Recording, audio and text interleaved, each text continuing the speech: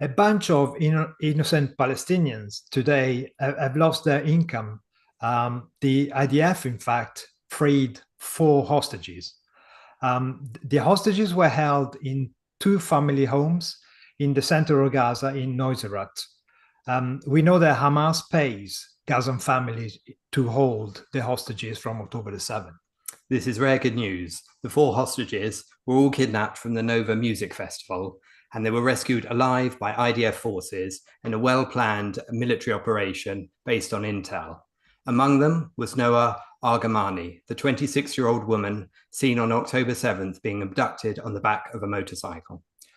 Welcome to the Daily Objective, day 246 of the war in Israel. We're today joined by James Valliant. Hi, James. Hi. How did What you a happy react to the day. news? What's your reaction to this news then? Well, I had two reactions. Of course, my initial reaction was that I was thrilled and happy. You know, we've taken a very harsh line on this channel about putting too much value on the specific hostages' lives, because ending the evil that took these hostages is far more important, so that there are no future hostages and future atrocities. That really has to be the priority in any rational self-defense. On the other hand, we've also emphasized that if it were possible to do a military operation that would free hostages, we ought to consider it. And that's also perfectly valid. Of course, no one wants these hostages to be killed. And we've had evidence now that for more than 7 months, many of these hostages were being tortured and raped. You know, the atrocities didn't stop on October 7th. We have good evidence to believe that many of these hostages continued to be tortured and raped as hostages. And again, unfortunately, it's only been a handful who've been rescued, a handful who've been released. I know 7 and small numbers like that, and that you guys informed me of earlier. And so it's a small thing, but a glorious and wonderful thing, because we are on the side of life. And each and every human life is a precious, irreplaceable value. If I were a family member, of course I'd be advocating every way I could. In fact, it'd probably be hard to stop me from trying to get to my wife if they'd told me that she was a hostage. But what a glorious thing! At least they're alive. At least they're in decent health, from what I understand. This poor girl we all saw being brutally shoved onto this motorcycle. Her boyfriend was there. She was all of them, I guess, were part of the music festival. All of these innocent young people just having a good time and subjected to an incredible nightmare. Now, think about it, though. These were being, as you point out so powerfully, these were being held by ordinary Palestinians. Yes, of course, Hamas is paying for it. Yes, of course, the Palestinian groups pay bounties, pay for this. But think of it. Ordinary Palestinians are willing to go along with that. They're willing to keep innocent civilians hostage. Just compensate me for the minimal care that they'll need. I don't know what it is. I don't know what kind of bounty they get. They're not terribly rich, but they're willing to do it at all for any kind of money is just obviously evil enabling of the thing. Now, my other reaction was, as I'm reading the CNN report on this, they juxtapose the 4 hostages that were released and saved, rescued, with Hamas's numbers on how many Palestinians were killed. Estimates are now up to 250. And my thought, as if they're morally equivalent. See, it's a matter of numbers. It's that numbers game that we've denounced many a time. That's not ethical reasoning at all. 250, I would not have cared if it was 2,500.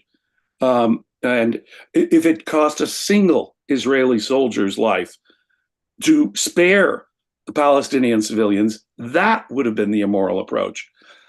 But all that being said, what a wonderful, glorious day.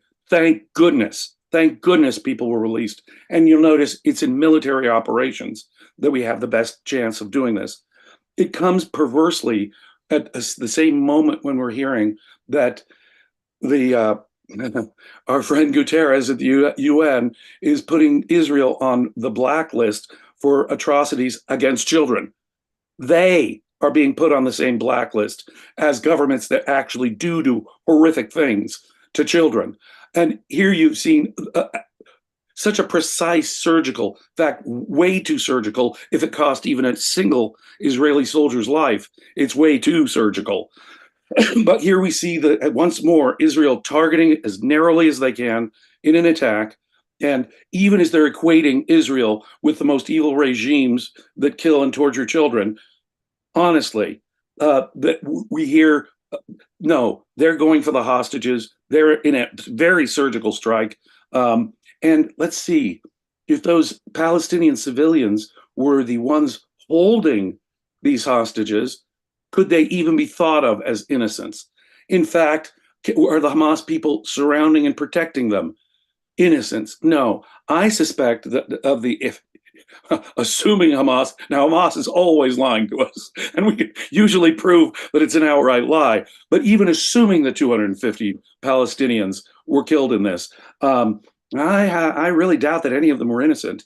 They were killed because they were, in effect, the human chain surrounding, blocking, and protecting these families from holding such hostages. But I suspect, of course, Hamas's numbers are not to be trusted, as usual. And there's a few details about this operation which give credence to all that. First of all, this is not an area of Gaza that the IDF has been on the ground in so far. So this is a residential area. I understand that these hostages were held in 2 buildings, which are about 200 meters apart. Noah was held in, this woman we're talking about was held in one of the buildings, and the other 3 in another, presumably so that because her profile was so high based on the footage of October the 7th, etc. And they chose to do a simultaneous operation because they were well aware that Hamas could easily kill the other the hostages in the other building if they went into one first and then the other. And that tells you a lot about Hamas itself. We know that Hamas has used a lot of propaganda. They released a video of Noah back in January to show her, talking to the camera, and her voice was heard only about a week ago when they released the latest footage. They've been using her constantly in order to try and in order to get Netanyahu in trouble in Israel for the long time which it's taken to release these hostages. And her mother is seriously ill with brain cancer, and again that's been one of the things that has been a big factor in the coverage of her case. The fact that she, the desperate need to get her home in order to see her mother before she died. We do have a super chat. I just want to mention it because it's relevant to the point you were making earlier from PC. Thank you very much, PC. He says, no Palestinians in Gaza are innocent. Now, well, small children, I think. But you know something? The point I've made, even the small children, even if they're being directed by adults, by their parents telling them to do it, if they're holding a gun, their innocence has nothing to do with the defender's right to fire back. They're still a danger. The fact that someone's shooting at you, you're not the one who has to say, hey, that person seems to be an innocent child. But as we've also said on this channel many times, apart from the small children, it appears that the overwhelming population actively supports. In this case, in fact, some of these hostages, at least, taken from the festival, may have been taken well after the initial attack by ordinary Palestinians who'd crossed over the now torn down fence to take their own hostages, to do their own atrocities. We have good proof of that. And this woman was taken hours after the initial event. It could be here that ordinary Palestinians who were celebrating in the street, of course, if they weren't celebrating in the street, they were actively helping, actively participating, just as they had been overwhelmingly elected. Hamas had been overwhelmingly elected more than 17 years ago. So I'm in sympathy with you. It's the Palestinian people. In fact, it's the whole Islamist culture that is our enemy here. And the vast majority of these people are guilty. But I do hold out just the moral fact that small children are not moral agents in the same way adults are. That's the only proviso I would put on that. Really, it is. It really is. There's no Palestinian resistance to Hamas. You know, during World War II, there was a French resistance, a Polish resistance, a German resistance to Nazi occupation. Where is the anti-Hamas resistance movement? It's non-existent. These people believe in the cause overwhelmingly. And for those few Palestinians who might oppose it, they're so intimidated they have to be quiet. So I would say either you, under those circumstances, you get the hell out of there if you can in any way possible. Otherwise, you have to stop this government that's oppressing you. At that point, it is absolutely worth risking your life to do so. That's got to be the moral logic. But moral logic, moral clarity is not something we get from either side, really. From either side. The conservative Christians are disarmed in the face of the left-wing statements, this is genocide, because what? They're Christians who think you should turn the other cheek. Every killing is evil intrinsically. And if you think that for 5 seconds, if you're sucked into a Christian Kantian view of ethics, you will be completely disarmed at the actual pro-Hamas voices.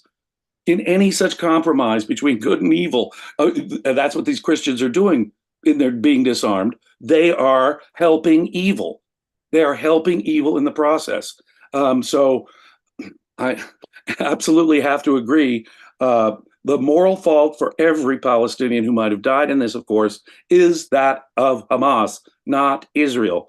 Israel has a right to do whatever it takes to incapacitate the attackers. I will say for the 5,000th time that they have the right to eliminate the capacity of, even if it means killing civilians, even if they were uniformed, even if they weren't putting their military stuff in hospitals and under schools, and not wearing uniforms to protect their own civilians, which is why a government puts uniforms on their combatants so that their innocence won't get, comparatively innocence at least, won't get targeted. Hamas wants their own people targeted. It is their active desire. Again, as I've said about 1,000 times on this channel. Yeah, and it's so a surprise that the heads of Hamas are hiding in the deepest bunker in Gaza, and they're not allowing. Gaza is a Swiss cheese; it's full of tunnels, but they don't allow the civilians to hide in them. They hide. They keep the hostages in there. They keep the weapons caches, and if you really cared about your civilians, you will allow them to hide during a bombing. Again. Israel didn't do enough for this bombing in the first place, so that wasn't an issue. But going back to the altruism, that's also the reason why so many people are sucking up to the numbers and are talking about the women and children are being killed. Well, first of all, children, what does it mean? 0 to 17, 18? Because after 14 years old, you are effectively a Hamas fighter. You know very well what you're doing.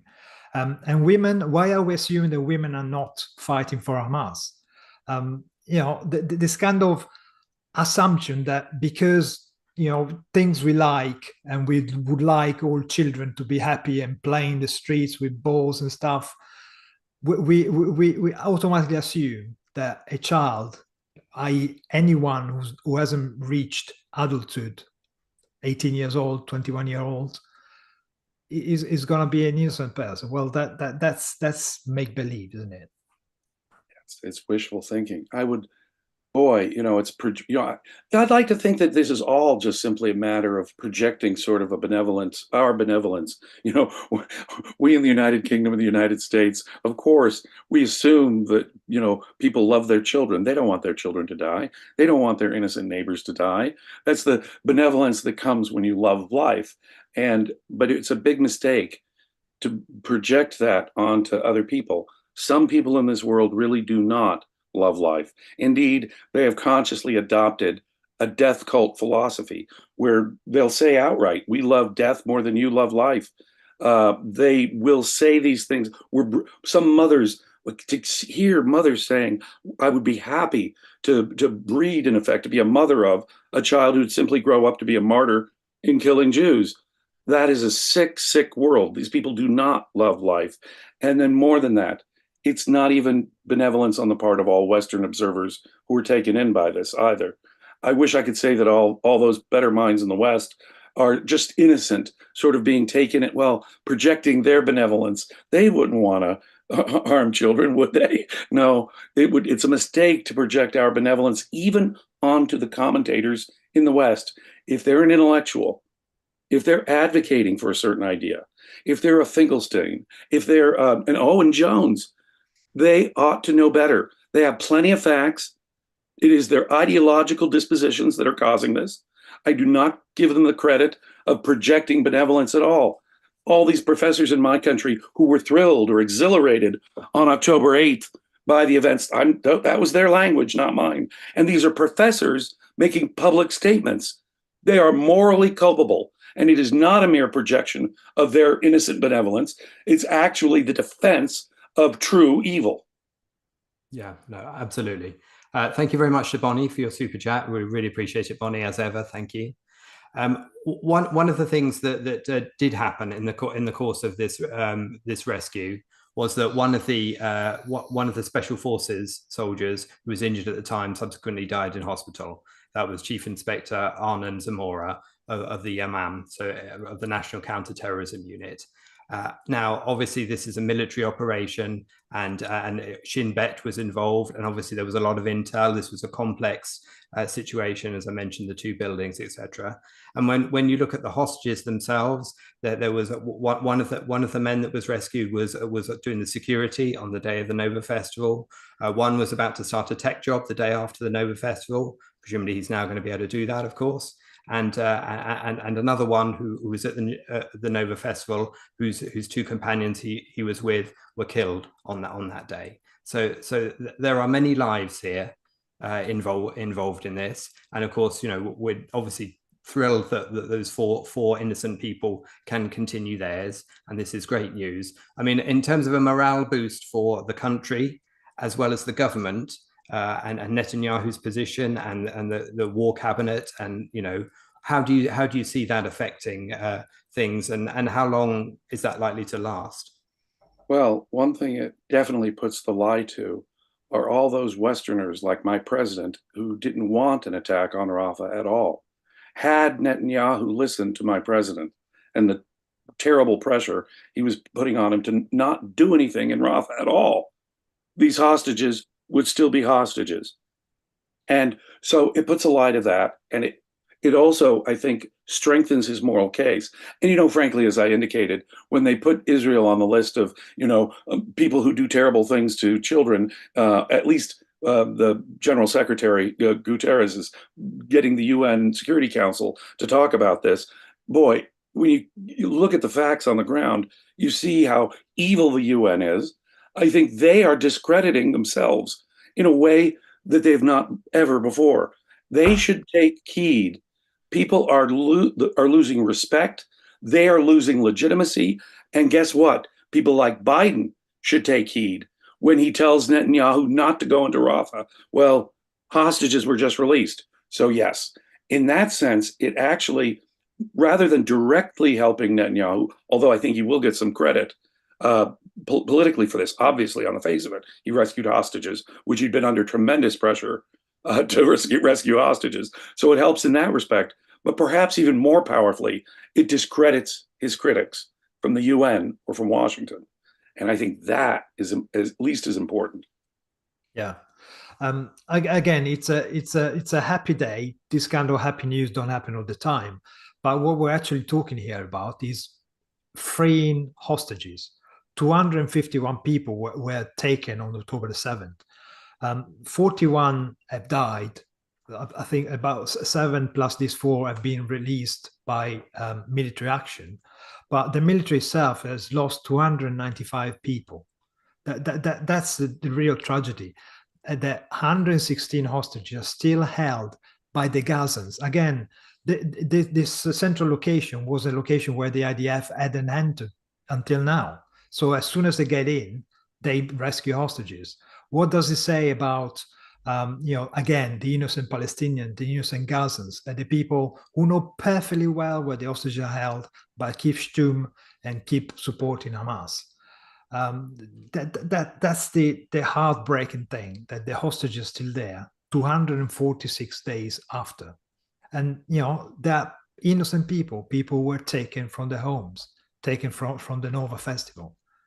I hate to say the lucky ones, because we have evidence that they were tortured and raped over the last several months in captivity. But on October 7th, as we've covered in great detail, there were children raped to death, raped until their pelvises were crushed. There were people burned alive. There were children burned alive. Families forced to watch family members getting tortured or raped or mutilated. I wish I could say any of this was an exaggeration, but in any of these ceasefire negotiations, how are we to trust Hamas? Oh yeah, we'll release the hostages. We'll release the dead bodies eventually. At any stage of that, how are we supposed to believe them? Oh, well, these are the only ones we know about. Oh, these were killed earlier. Oh, these were, no. Any of these ceasefire negotiations, any of them are harming the hostages. And of course, only encouraging future hostage taking, which is even worse. But how are we supposed to believe Hamas in any of this? Oh, well, we lost track of a few. Oh, well, there were more that are dead than we told you. No, any ceasefire negotiations, even if they involve these hostages, are immoral, an immoral act of irresponsibility against the hostages. Yeah, Hamas has already said in response to this that we still hold a lot of hostages and we can always increase that number. Well, that goes to show, their intent, and it goes to show the fact that October 7th will never be an isolated incident so long as Hamas continues to exist. We have another super chat from Mark Wickens. Thank you very much, Mark. Mark says, thank you for the logical and moral clarity. You are one of the few oases in the desert of commentary on Israel, and it's much appreciated. Well, we appreciate you for saying that, Mark, and for your super chat. Thank you. Thank you so much. I think we are. And if you find this material to be of value, please consider becoming a paid subscriber or member. There's all kinds of perks. Razi's planning all kinds of. Razi's got me on the hook for doing another course. We're ending up one course that it's members only tomorrow. But there are all kinds of other perks. But if you find this to be a valuable message, if you find this important at this time to really have moral clarity, which I do appreciate Marco, Richard, Razi, for providing a kind of moral clarity you won't find on the internet nearly anywhere else, maybe a couple of other places. But this is a unique perspective, and it is a valuable one right now. We are right now confronting true evil. If that doesn't motivate you, ladies and gentlemen, our voice is, I think, getting out there. It may not be making a huge difference, but at least it's articulating a moral alternative. And getting the groundwork laid for that is the only way we're going to prevent more October 7th. It's certainly not the policymakers in Jerusalem or Washington, D.C. who are going to prevent it, even with this happening today. It is a change in our understanding of ethics and a change in policy. And you could take an active role in helping that by supporting our work here at Ayn Rand Center UK. So please do. Yeah. And even if you cannot afford to leave a super thank or put a super chat during the live stream, consider sharing, liking, diffuse spread the word around, show the world that some people understand what morality means, and objectivism in particular understands and defines what morality is, where it comes from, what it is for. So if you want to make your life a better life and allow other people to make their life a better life, share and like. And on our other channel, on the Briefly Objective channel, this is relevant because of what we were just talking about, because we were talking about children being armed in their early teens or even younger in some cases. And in lots of the videos that we've put together based on the conversations on this channel, edited into a short form that you can share, it shows lots of the visuals of that kind of thing. It shows how children are used by Hamas, by Palestinians themselves, as both propaganda tools and as armed fighters in many cases. And of course, the training camps and stuff that they're sent on when they're trained to hate Jews from UNRWA schools, right through into physically practicing against, sandbags, etc. That's the kind of thing that gives additional weight to what we're saying here. It's the evidence that we're talking about, and if you can forward that kind of thing with the relevant commentary that we've got on it, with the voice of James and others, then people will understand better what we're talking about morally here. Margot and Richard do such an outstanding job in editing and putting those together. I have to confess that when there's something particularly eloquent, whether it's me or Mark or any of the other guests that you guys, some of the commentary is just Morgan's, and what they are is brief though, and they get right to the point. And I'll send them to friends. I'll send them to people if I'm engaged on the internet. Hey, check out this, because it's only seconds or minutes of your time, as opposed to a half an hour or an entire hour or more, which is an investment. But it gets right to the point, and it helps me so many times when I'm having a discussion or an argument with someone to just have these clips. Absolutely become a subscriber. They do a magnificent job, and this is the sort of thing that can really make a difference. Absolutely. So our last question then, James, as we're coming towards the end here, where does this leave the state of the war? Does this, despite being good news, does it change anything fundamentally? Does it change how Israel does or should negotiate when it comes to hostages and their release in the future? What's your opinion of where we move from here? I don't think it does change much. I really don't. I do expect some further action in Rafah from Israel, whether my president likes it or not. But the sad thing is, I don't see my president changing his position, nor do I see Netanyahu gaining the moral clarity he needs to.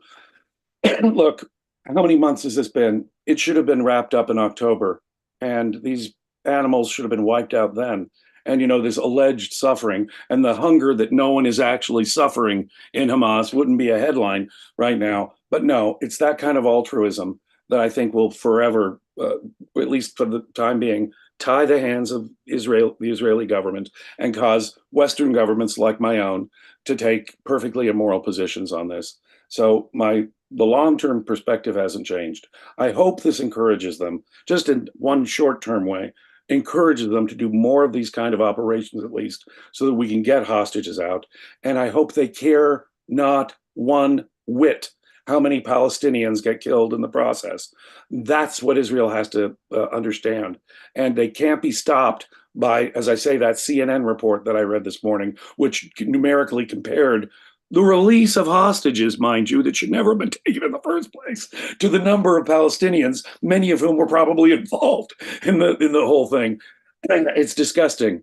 And I don't see the media changing. I don't see intellectuals changing. I don't see Netanyahu's real policy changing. I do hope it encourages them to do more of this stuff, and maybe we'll get some more hostages out, and maybe we can really kill hundreds more Palestinians in the process. But that's all I can hope for it.